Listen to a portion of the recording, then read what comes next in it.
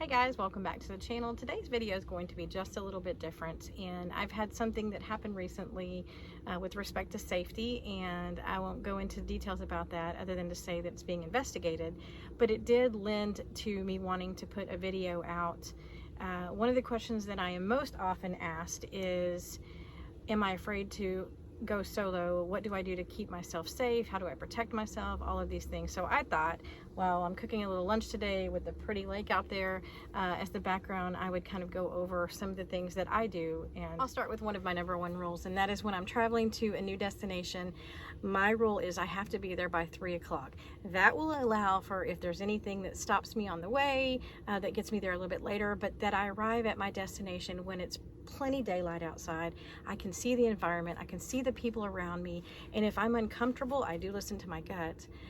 If I am uncomfortable though, I can pack up and just move on to another location and be able to arrive there and have time to do the same thing. So before it gets dark, I am scoping out everything around me and deciding if I really do want to stay there for the night. So one of my next rules is pertaining to when I'm boondocking somewhere, and like I said, when I get to a location, a secluded location, which are my favorite by the way, I get to a location and I get in. Once it gets dark, I don't go outside the van after hours, and I certainly don't have a light outside, a campfire going, something that would illuminate me from a mile away to tell someone, hey, there's somebody there. But not just that, it illuminates me and I can't see what's out there. So I just make it a point not to do that. I love campfires, I love sitting around the campfire, but when I'm in a secluded location like that, I just don't do it at night by myself. It's just a safety thing, and I know a lot of people do. For me, I'm just not comfortable doing it and saying, advertising, hey, I'm over here by myself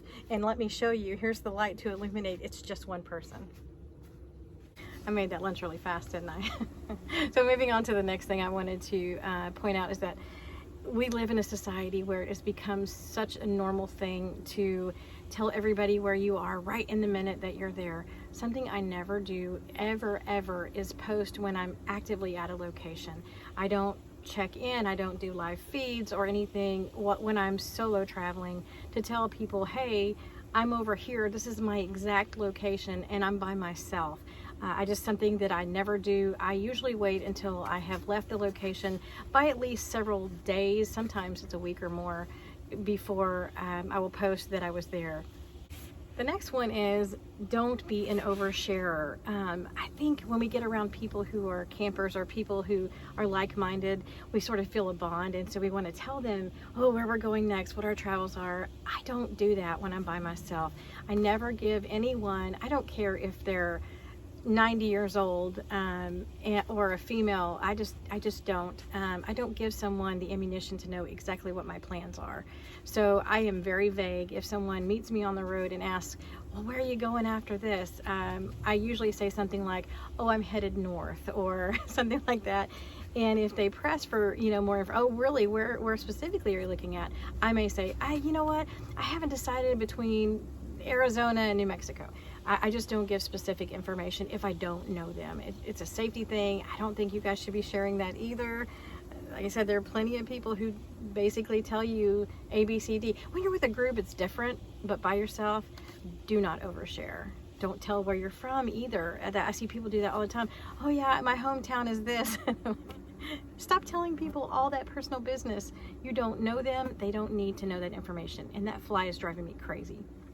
And with that said too, if someone asks when am I leaving, I either say I haven't decided yet, or if it's the next day that I'm leaving, I might say, I'm thinking about getting out of here, 10 or 11, and then I may head out 8 or 9. So it's not that I want to be dishonest to people or that I have this complete mistrust in everyone, but guys, if you're doing it by yourself, I believe in putting yourself in the best position you can to stay safe. And if that means you err on the side of caution, then I recommend you do that. Okay, so that brings me to requests for van tours. And it's not just with me, it happens to people all the time. Someone wants to see what you got going on in the van.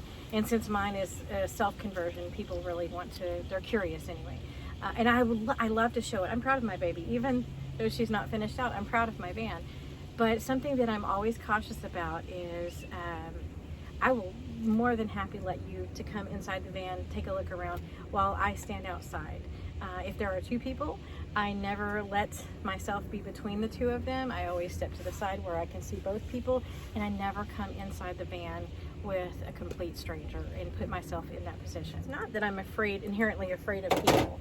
I'm not. In fact, I love visiting with them, and sitting around a campsite with some, new friends is one of my favorite things to do. But I don't immediately give trust in those things. And if there's alcohol involved, first of all, if I don't know someone, the chances of me having a drink with you are pretty slim anyway. But if I did, it's the same as in the real world. Don't ever take a drink that you don't see being made. If somebody makes a drink and hands it to you, don't drink it. Just don't. It's a safety thing for you, and that happens in the real world. If you go to a bar, you're not going to do that either. You shouldn't do that either. So I just don't. And I don't allow myself to get in a situation where my judgment might be a little bit clouded from the influence, and I might not be as sharp as I normally would be. In a group, it's a different situation where I've got friends or people I know who are kind of watching my back at the same time. So next up is just staying in touch. I have an app on my phone where my daughter tracks me, and she can see where I'm at, how long I've been there, all that sort of thing. And even when I'm going to like BLM land or someplace that I might be off grid from internet, I usually always send her the coordinates either when I arrive or if I know ahead of time. So she has that too to fall back on. And I give her a general idea of how long I plan to be in the area. So, she can't pinpoint me to it within an hour or two, but if she hasn't heard from me in a day, she knows I was only planning to stay for a day or so. And I do update her and let her know, hey, I'm leaving now, or I'm decided I'm gonna stay a couple more days. But just so that somebody in this great big world out there knows where I am and kind of what my plans are. And lastly, one of the things that I'm most often asked is, do I carry a weapon? Do I have a way to protect myself while traveling solo on the road? And the answer to that is yes, and I'm going to tell you exactly what I have and where I keep them. Just kidding. I would never tell a complete stranger that, and neither should you. Even in an innocent way, if someone says, I heard a lady, they asked her, you're traveling by yourself, I hope you carry something. And she said, oh yeah, I carry a gun, I keep it right by my bed. And I had to pause for just a minute because, let's face it, there are other situations that are going to happen. So let me just take you up here. So I am not standing by my bed. And if the only thing that I had was protection near my bed, someone could walk up right now from this angle and I could not get to my protection that's at the bed. So obviously I'm going to advocate that you do have some form of protection, and that may not look like a gun and a knife and all of those things. It could be as simple as having wasp spray sitting by the door that you could shoot in somebody's eyes like pepper spray, or it could be a very loud horn or something to alert someone that you are in danger or in trouble of some kind. It doesn't have to be what people think of the traditional weapons, but just have something. And as always, listen to your intuition, pay attention to your surroundings. Don't go for a walk and not look around and the cars around you or the campers around you or just the people in general around you. Just pay attention to your surroundings. With all that said, you're not going to be prepared for every situation known to man that could ever come up. I just want you to be the most prepared that you can be for the most common situations, and just keep your head about you. Use your intuition, listen to your gut. If I had waited, I've been on the road for about 5.5 years now, and if I had waited because I was afraid to fly solo, I would have missed out on some of the most amazing and cool experiences that I've ever had in my life. And I know now that there is not just a boogeyman lurking out behind that tree or behind every shrub, or they only come out when it's dark. You lose some of that anxiety towards that over time. Doesn't mean I'm not still cautious. I'm fully aware of my surroundings at all times, but just I don't want you to let someone else project their fears onto you. And I certainly don't want it to discourage you from getting out and trying it at least once, because whether you like it or you hate it, I promise you will learn something from it.